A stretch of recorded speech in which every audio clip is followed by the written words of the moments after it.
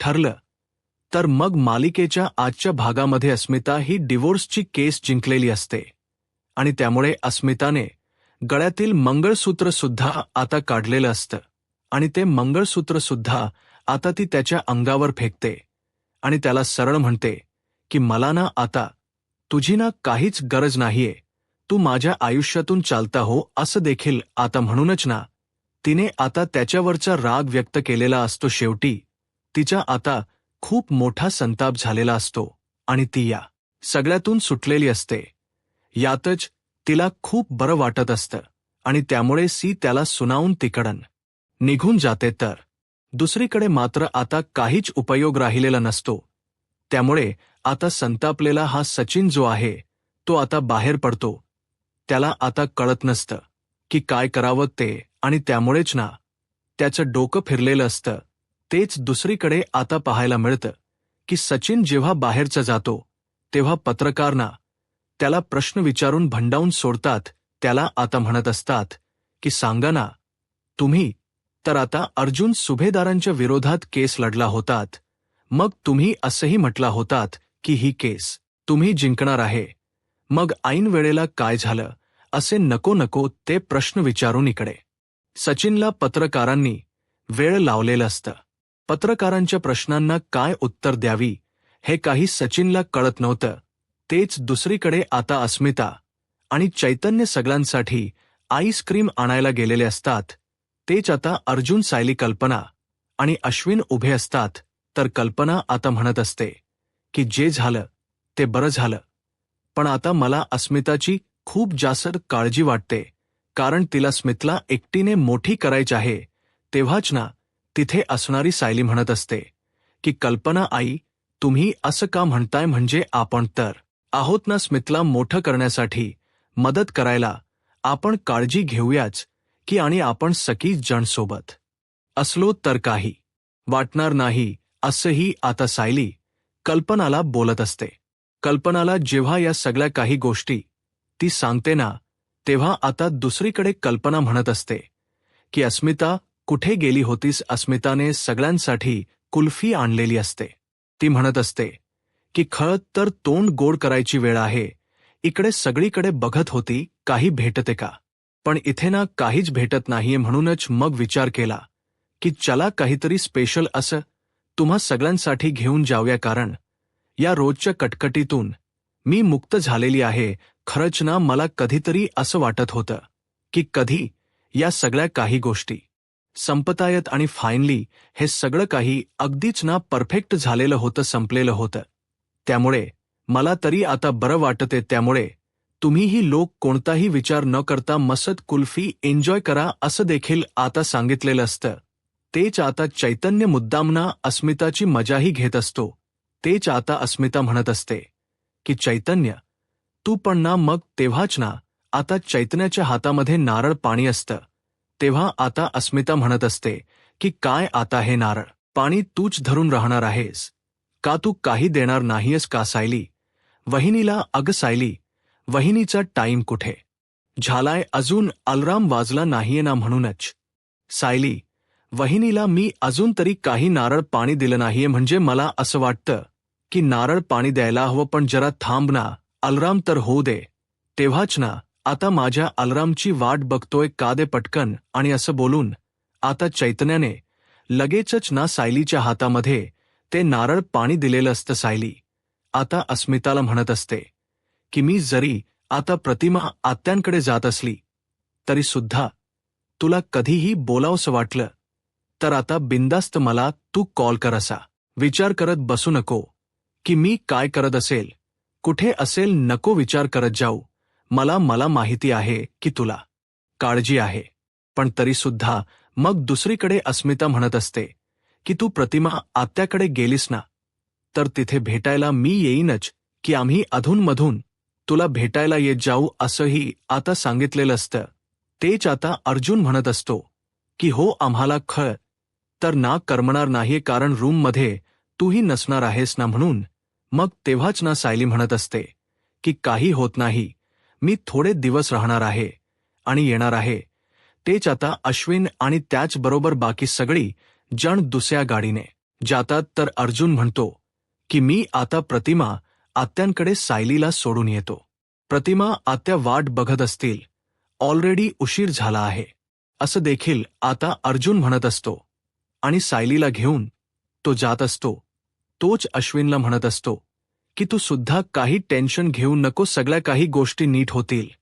पण लक्ष दे हा इथे, कारण आता आम्ही नाहीये, मी हिला सोडतो आणि येतो असंही आता अर्जुन जो आहे तो बोलत. कल्पना सुद्धा म्हणत असते की आम्ही अधूनमधून तुला फोन करत जाऊ, मग तर झालं, पण काळजी घे हा असंही आता सायलीला सांगितलं जातं. सायली म्हणत असते की टेन्शन घेऊ नका, मी आहे ना, मी करते मॅनेज असंही आता सायली बोलत असते.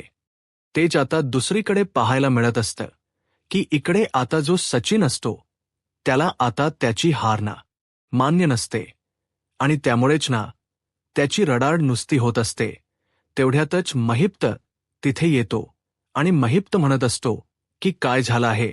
तो बोलतो ही केस मी हरूच कशी शकतो, मी पूर्ण प्रूफ प्लॅन केला होता आणि मग हे असं कसं झालं असंही आता सचिन म्हणत असतो. तेव्हाच ना त्याला आता महिप्त शांत करत असतो, नको इतका विचार करू आता, तसंही तुला पहिल्या बायकोकडनं काडीमोड मिळालाच आहे ना, मग आता लवकरात लवकर माझ्या पोरीचाही विचार कर असंही आता इकडे असणारे महिप्त सांगत असतात. महिप्त चिपा या सगळ्या काही गोष्टी सांगतात ना, तेव्हा मात्र आता सचिनची चिडचिड होत असते, कारण सचिनला ना अस्मिता कडनं डिव्होर्स नको असतो. म्हणूनच तर तो मुद्दाम तिने डिव्होर्स फेटाळून लावायला हवा यासाठी तिच्यावर घांडे त्याने आरोप केलेले असतात. परंतु अर्जुनने त्याला चांगलंच आता तंबी दिलेली असते आणि तेव्हाच पुरावे आणून अर्जुनने तर आता अस्मिताची सुटका केलेली असते. आता डोक्याला हात लावून सचिन बसलेला असतो. महिप्त त्याला म्हणतो की मला एवढंच वाटतं की आपण जर चांगलं केलं ना तर आपल्या भाषेतही सगळंच चांगलंच होतं. त्यामुळे तुम्ही आता जास्त विचार करू नका, पहिल्या बायकोकडून काडीमोड भेटला आहे तर आता दुसऱ्याचा विचार करा. तेच आता सायली आणि अर्जुन प्रतिमा आत्यांकडे आलेले असतात. केसबद्दल आम्हाला कळलं की चला बरं झालं आपली अस्मिता तर या सगळ्यातून मोकळी झाली असंही आता सुमन म्हणत असते. तेच अर्जुनच लक्ष पूर्ण घड्याकडे असतं. पूर्ण घरामध्ये जागोजाग्यावर पाण्याच्या बॉटल्स भरून ठेवलेल्या आहेत की नाही हे सगळ्यावर लक्ष इकडे आता अर्जुनच असतं. तर तेव्हा सुमन त्याला म्हणत असते की काळजी करू नको, सगळं काही व्यवस्थित केलेलं आहे. मग तेव्हाच विचारलं जातं की एवढं सगळं व्यवस्थित का, म्हणजे तुम्ही का केले, म्हणजे मला कळलं नाही. तेव्हाच ना हे सगळं काही व्यवस्थित करण्यामागे आम्ही नाही आहोत, तर तुझा हा नवराच आहे, तुझ्याच नव्याने तू येणार म्हणून ना या सगळ्याची व्यवस्था केली. हे तुला सांगू का, जागोजागी बघ ना पाण्याच्या बॉटलही भरून ठेवलेल्या आहेत आणि बघतेस ना तू बसलीस तिथेही पाण्याची एक बॉटल आहे. मग तेव्हाच तिला म्हटलं जातं की या सगळ्या काही गोष्टी ज्या आहेत ना त्या कळतायत ना, काय कशा घडतायत त्या, हो मला कळतंय सगळं काही. पण तेव्हाच ना इकडे आता सायलीला सांगितलं जातं की तू किती लकी आहेस. सायली म्हणजे तुला इतका चांगला समजून घेणारा नवरा भेटला आहे. मुळात तुला सांगू का खरं तर ना मला तुला एक गोष्ट सांगावीशी वाटते की साठीठी तू खरंच लकी आहेस. म्हणजे अर्जुन तुझ्यासाठी एवढं सगळं करतो आणि आता सांगू का बाथरूममध्ये सुद्धा अटीसेफ्टीच्या ज्या मॅट असतात त्या घालून ठेवलेल्या आहेत. मग आता सायली म्हणते हे कशासाठी. तेव्हाच आता तिला सांगितलं जात की बाथरूममध्ये गेल्यावर तू पडू वगैरे नकोस ना, म्हणून तुझ्या सेफ्टीचा विचार करून हे सगळं केलेलं आहे. मग आता सायली विचार करते की मी इथे असताना हे एवढा माझा विचार करतात, यांच किती प्रेम आहे माझ्यावर, मग आता मी सुद्धा त्यांची काळजी करायला हवी असा विचारणा इथे असणारी सायली जी आहे ती करू लागते. मग तेच आता अर्जुन जो आहे तो सायलीला सावरत असतो. अर्जुन आता म्हणत असतो की चल मी आता निघतो. प्रतिमा अर्जुनला म्हणत असते की असा कसा निघतो, खाऊन तरी जा, थांब जरा. पण आता प्रतिमा आता ना तो म्हणतो की नको, घरी जातो मी, सगळी जण माझी वाट बघत असतील. त्यामुळे सायलीची बॅग वगैरे तो ठेवतो आणि तो म्हणतो की बायको काळजी घे आणि त्यानंतर आता तो सायलीला निरोप देऊन तिकडं निघून जातो. तेच आता सायलीला घरी आल्या आल्या इकडे सगळ्या काही गोष्टी आवडीच्याच मिळणार असतात, कारण तिचं नुकतंच आता माहेरात आगमन झालेलं असतं. तेच दुसरीकडे प्रिया जी आहे ती आता त्या जेलमध्ये झोपलेली असते. जेलमध्ये झोपलेली असताना सारखं तिला तेच आठवत राहतं. मग तिला असं वाटतं की तिच्या समोर आहे ना आता कल्पना आलेली आहे. कल्पनाला ती सांगत असते की आई ऐकून घे ना, खरंच सांगते, मी प्रेग्नेंट आहे आणि हे बाळ माझ्या आपल्या अश्विनचंच आहे. प्लीज प्लीज असं करू नकोस, ठेवून घेऊया आपण ह्या बाळाला. मला बाळाला पाळायचं नाही, आपण हे बाळ जे आहे ना ठेवूया प्लीज आई. तुम्ही समजून घ्या आणि तुम्ही या अश्विनला सुद्धा सांगा ना. अश्विनही ही माझ्या पायाचा स्वीकार करत नाहीये असंही आता ती म्हणत असते. तेव्हाच नाही स्वप्नामध्ये बडबड करत असते. आणि जेव्हाही स्वप्नात बडबड करत असते ना तेव्हा आता जाग येते. आणि जेव्हा जाग येते ना तेव्हा मात्र तिच्या समोर ती हवालदार असते. आणि ती तिला म्हणत असते की काय काय बडबड चाललीये, कशाला आवाज करतेस, शांत बस ना, जास्त आवाज करू नकोस. जर जास्त आवाज केलास ना तर बघ तुला आतमध्ये टाकून देईन आणि सगळ्यांची भांडी घासत बसायला लागतील. मग विचार कर की काय करायचं आहे ते. परत जर आवाज आला ना तर लक्षात ठेव. असं देखील आता सांगितलेलं असेल. आता प्रियाला वैताग आलेला असतो. प्रियाचं डोकं काम करायचं बंद झालेलं असतं. प्रिया विचार करत असते की हे सगळं काय चाललंय. माझ्या नशिबात खरंच माझ्या बाळाचा कोणीही स्वीकार करणार नाही आहे का, असाही विचार ना तिच्या मनामध्ये येऊ लागलेला असतो. मग ती म्हणते की काय करू, माझ्या बाळाचं नाही नाही असं व्हायला नको. तेच आता दुसरीकडे सायलीना रूममध्ये जाऊन बसलेली असतात. तिथे प्रतिमा आत्या येतात. प्रतिमा आत्या आल्यावर त्यांना आता सांगितलं जातं की काय चाललं आहे. प्रतिमा आत्या बोलतात की काय करू, मला खरंच कळत नाहीये. म्हणजे मुळात आहे ना मला काही गोष्टी अशा कळत नाहीयेत की करावं तर काय. तुम्ही मला काहीच करू देत नाहीयेत म्हणूनच ना मला कंटाळा आलाय. मला काहीतरी काम करायचे आहेत असं देखील आता ती म्हणत असते. आणि जेव्हा या सगळ्या काही गोष्टी ती बोलून दाखवते ना तेव्हा मात्र आता थांब, तुझ्यासाठी ना मी काहीतरी आणलं आहे. आणि असं बोलून तिने ज्या ज्या काही गोष्टी असतात त्या सगळ्या गोष्टी तिने बाहेर काढून दाखवलेल्या असतात. आणि ती म्हणत असते की हे बघा. आणि मग काय प्रतिमा आत्याने सगळ्या काही गोष्टी तन्वीच्या लहानपणीच्या ज्या आहेत ना त्या एक एक करून बाहेर काढलेल्या असतात. आणि त्या सगळ्या गोष्टी बघून सायली चकित होते. सायलीला आता प्रतिमा आत्या म्हणत असतात की हे सगळं ना माझ्या पोटात जेव्हा तन्वी होती ना तेव्हा पूर्ण आजीने लोकर विणायला घेतली होती स्वेटरसाठी. आणि मग बघ ना हे सुंदर स्वेटर बनवलं होतं. आणि ते स्वेटर सुद्धा आता प्रतिमा आता दाखवू लागतात. ते स्वेटर बघितल्यानंतर सायली ते स्वेटर हातात घेते आणि आपल्या जवळ लावून घेते. मग तेव्हाच ना तिला हे सगळे लहान लहान कपडे, मौसूद कपडे बघून ना असं वाटत असतं की कुठे कुठेतरी ना हे सगळे काही भास होतायत, कारण हे सगळे कपडे आपलेच आहेत असं कुठेतरी ना तिला आता वाटायला लागलेलं असतं. आणि त्यामुळेच ना ती थोडासा का होईना विचार करत असते. आणि जेव्हा तिला ह्या सगळ्या काही गोष्टी आठवतात तेव्हा मात्र आता ती म्हणत असते की हे सगळं किती सुंदर आहे, मला आवडलंय आणि ह्या सगळ्याशी माझंच काहीतरी नातं आहे असं मला का वाटते. असाही विचार ना ती आता मनामध्ये करत असते. तेच आता प्रतिमा आत्या सायलीला सांगत असतात की तुला जर मुलगी झाली ना तर नक्कीच ना तन्वीचेच कपडे दिलाय, कारण म्हणतात नाही का की लहान मुलांना असे जुनेच कपडे घालायचे असतात. म्हणून म्हटलं हे कपडे ना तुला जर मुलगी झाली तर घेऊन जा. मग सायली ते कपडे हातात घेते. तिला असं वाटत असतं की या कपड्यांशी आपलाच काहीतरी संबंध आहे. आणि त्यामुळेच ना ते कपडे हातात घेऊन ती बघत असते.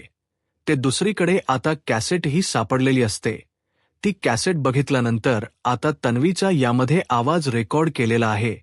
म्हणजे ना पहिल्यांदा ना आपली तन्वी जी आहे ती सुंदर असं गाणं बोलायची.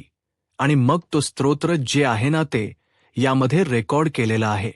मग आता मला जर ऐकायचं असेल तर हे स्तोत्र मी कसं ऐकू शकते असं देखील तिने विचारलेलं असतं. अगं आता पहिल्यांदा आपल्याकडे टेप रेकॉर्डर होता, पण आता टेप रेकॉर्डर नाहीये. पूर्ण आजीकडे असेल बघ टेप रेकॉर्डर, त्यामध्ये तू ही कॅसेट टाकून नक्कीच ऐकू शकते. मग आता तन्वीचा आवाज ऐकण्यासाठी इथे सायली मात्र एकदमच उत्सुक झालेली असते. तिला असं वाटत असतं की कधी एकदा मी ह्याच्यातलं कॅसेटमधला आवाज ऐकते. मग ती म्हणत असते की ही कॅसेट मी घेऊन जर घरी गेले आणि मी घरी जाऊन जर ऐकलं तर मग आता एक काम कर, तू कल्पनाला आधी कॉल कर आणि विचार की टेप रेकॉर्डर आहे का. कारण पहिल्यांदा पूर्ण आजीकडे तो टेप रेकॉर्डर होता आणि त्याच टेप रेकॉर्डरवर पूर्ण आजची गाणी ऐकायच्या. मग आता सायली विचार करते की जेव्हा मी तन्वीचा आवाज ऐकेन ना तेव्हाच मला काहीतरी गोष्टी समजतील. आणि मग जेव्हा ती या सगळ्या गोष्टी ठरवते ना तेव्हा तिने हातामध्ये ती कॅसेट घेतलेली असते आणि तिने निर्णय घेतलेला असतो की आता ही कॅसेट घेऊन जायचं आणि टेप रेकॉर्डरमध्ये पहिल्यांदा तन्वीचा आवाज ऐकायचा. तन्वीचा आवाज ऐकल्यानंतरच आपल्याला सगळ्या काही गोष्टी कळतील. दुसरीकडे आता सखी जण सुभेदारांच्या घरात जेवायला बसलेले असतात. तेच आता अस्मिता सांगत असते की मम्मा भाजी चांगली झाली आहे, पण सायली सारखी टेस्ट नाहीये बघ. सायली जेवण बनवते ना ते खूपच भारी असतं असं देखील आता म्हटलं जात असतं. तेच दुसरीकडे मात्र आता अस्मिताला कल्पना सांगत असते की खरंच ना सायलीच्या जेवणाची सर कुठेच नाही. त्याबरोबर आता आठवण सुद्धा सख्यांना सायलीची येत असते. खास करून अर्जुनला सुद्धा. अर्जुनही म्हणत असतो की मलाही खूप जास्त आठवण यायला लागलेली आहे.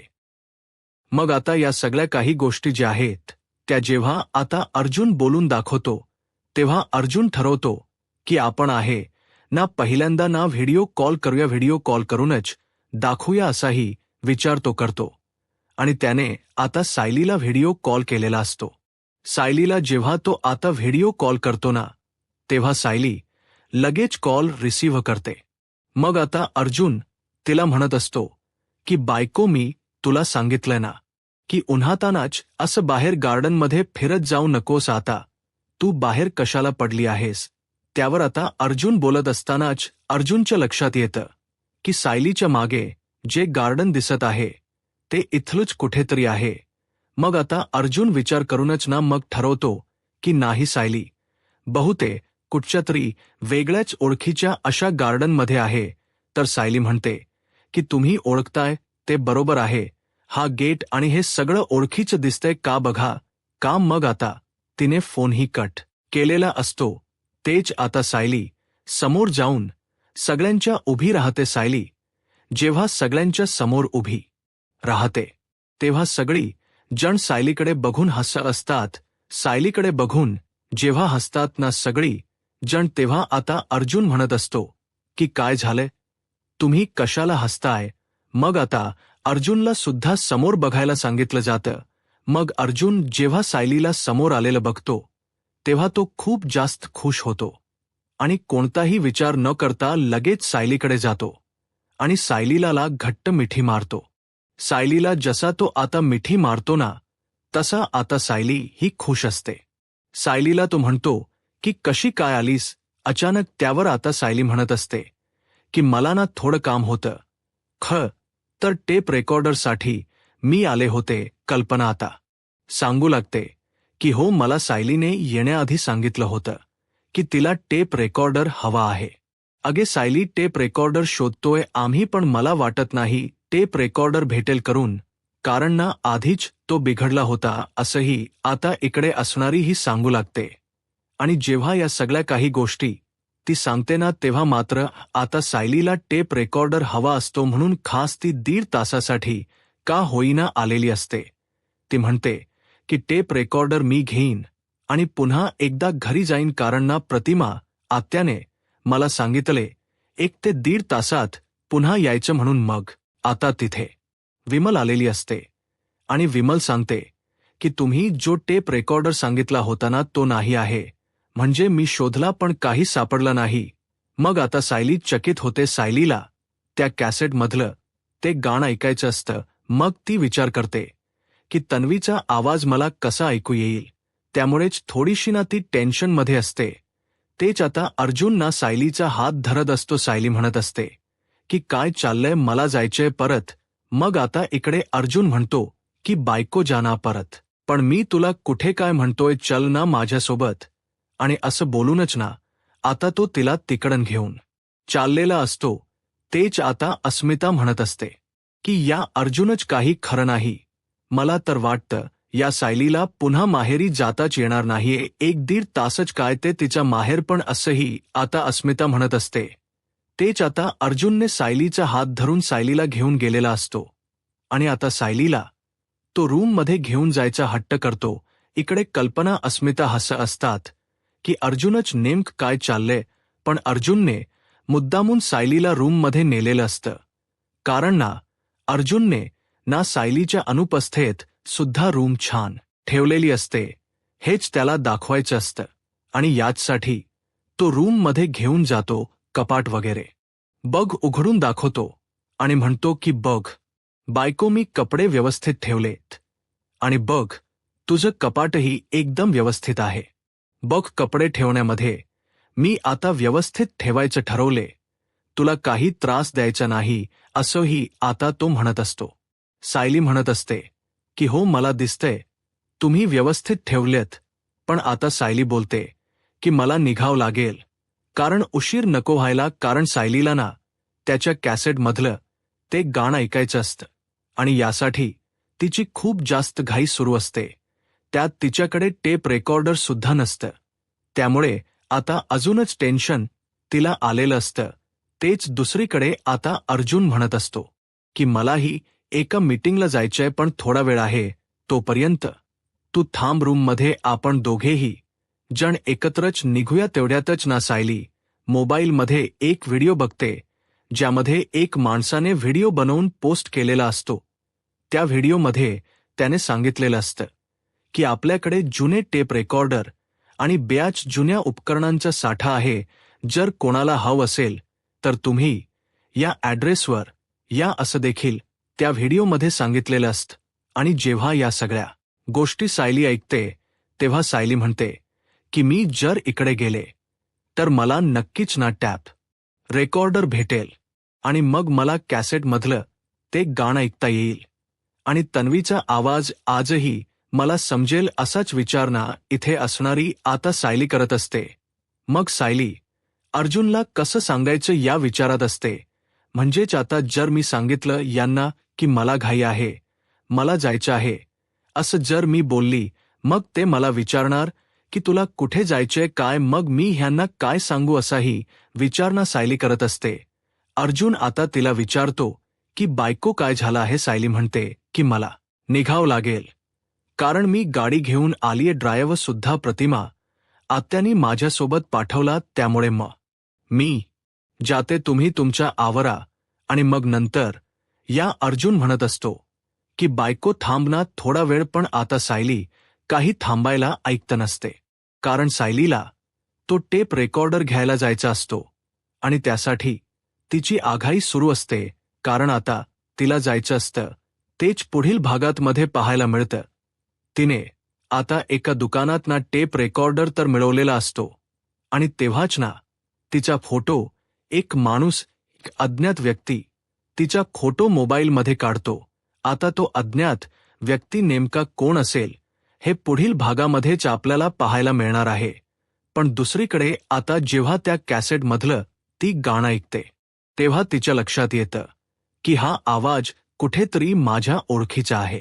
मग ती प्रतिमा आत्यांना विचारते की हा आवाज खरंच तन्वीचा आहे. यूट्यूब चॅनलला सबस्क्राईब करा आणि व्हिडिओ लाईक करा. धन्यवाद.